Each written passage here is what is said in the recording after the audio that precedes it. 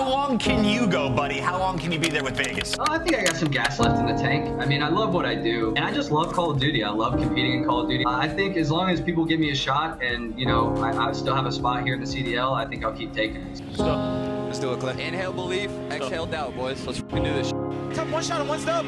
Nice. Kitchen. I'm starting C1 for you. Inhale belief, exhale doubt, boys. The Legion are starting to believe that this is possible. It's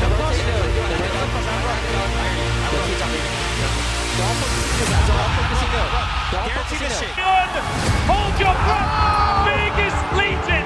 Can they do it? The thieves are moving, but they are moving into the kill feed. And Legion have just made the greatest comeback in Hardpoint you will ever see. Now that comeback was pretty crazy, but wait until you hear about this. The 2023 Call of Duty Championship is right around the corner. It's less than a month away, and we could possibly witness one of the greatest comeback stories in Call of Duty history. If you're not familiar with Call of Duty Champs, it's essentially the Super Bowl of Call of Duty. So the way the pro season works is there's 5 major events and then Call of Duty Champs at the end, and there's qualifying matches in between for each major. And we are at the very end of the season. All that's left is the Toronto Major 5 tournament and Call of Duty Champs. The Major 5 tournament is this weekend, and there is a lot at stake right now. There are currently 12 teams in the league. They earn points every time they win a match, or depending on their place. Now here's the catch. Only the top 8 teams make it to Champs to compete for over $1 million in prize pool, while the bottom 4 have to sit and watch at home with us. We're going to be focusing on rank 7 through 9. As you can see, they're pretty close right now, and this Major 5 event is going to determine who makes it to Call of Duty Champs. Vegas Legion have the opportunity against all odds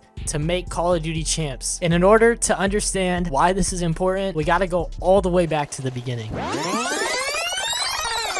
Clayster has been competing since 2007 and is a veteran in the league.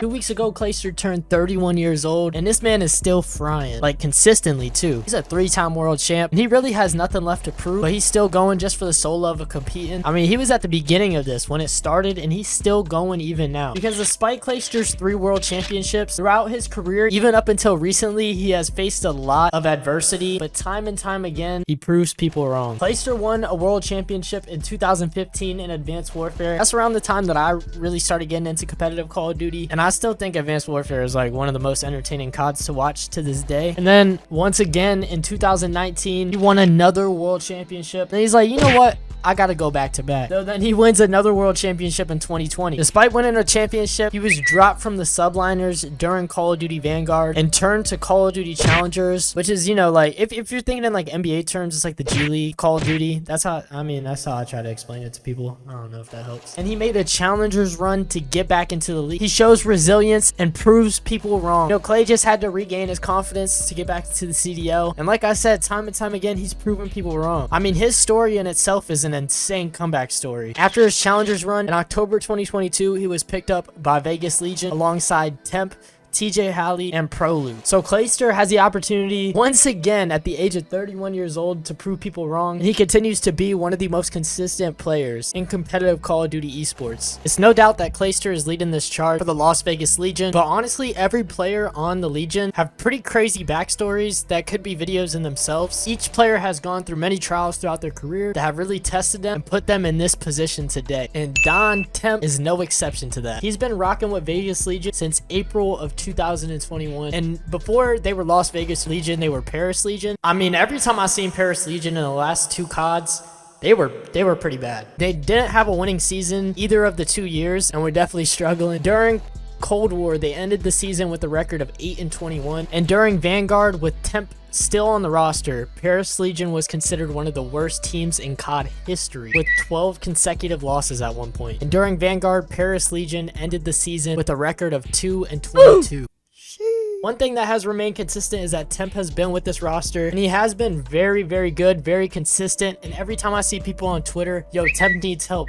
Get Temp some help on this team. And now with this current roster, I think that Temp has the team that he needs to really succeed alongside of him. And he can make an insane run with this Legion organization if he makes champs. But that's what he's got to do. They got to make champs first. So I'm definitely rooting for Temp, and he needs to lock in and get this chip under his belt. I think the fact that each individual player has an insane backstory to him, it just makes this whole scenario 10 times better in my opinion. Next on the Vegas Legion squad, we have TJHaly, also known as the Iceman. And you know, if you have that nickname, it's cause you're clutch. I mean, he's been in the Call of Duty scene for a very long time. He was in the S&D scene very early at the age of 14 and really made a name for himself during Advanced Warfare. The jetpacks definitely worked to his benefit, and he was nasty at Advanced Warfare. He joined Legion in October 2022 alongside Clayster and Prolute, has faced his fair share of ups and downs. I think TJ really has something to prove because he's been in the league for almost a decade and has not won a ring yet, and I just know that he wants to prove himself more than ever. It's no doubt that he has the ability to be one of the best slayers on the team. In BO4 Champs, he came in 3rd place and has really just struggled to win as of late. And then last but not least, the newest addition to the Las Vegas Legion roster is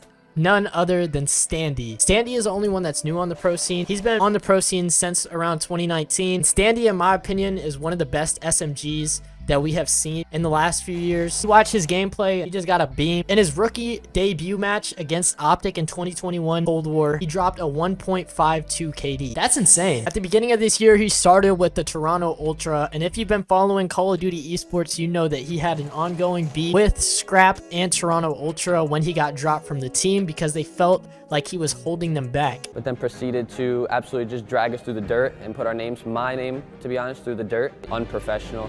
I wish him the best of luck. I hope he's on another team this year so he can absolutely get chokeslammed. Soon after he was dropped, he got picked up by the Vegas Legion on March 24th of this year. And I mean, when they announced that he got picked up, I was so hyped. After being dropped from Toronto Ultra, they had to play Toronto Ultra a few weeks later in a very tense matchup, and this happened. He's going hunting, and here comes a fight, Standy! A 5-streak, and clutch again! The bodies are being shot, it's 5!